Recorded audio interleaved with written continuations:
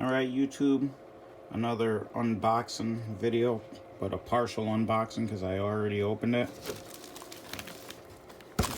Oh, dang, where'd it go? Oh, there it is.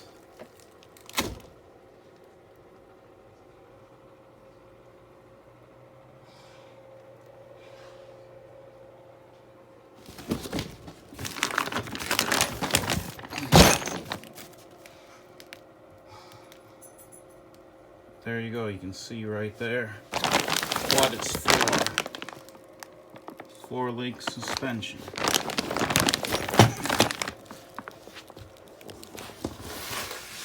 And right there, look at those Ride Tech shocks.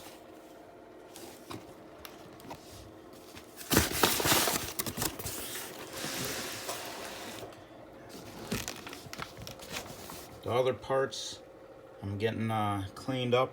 They had a little bit of surface rust from being bare metal, so those aren't in the video. I took them to the sandblaster.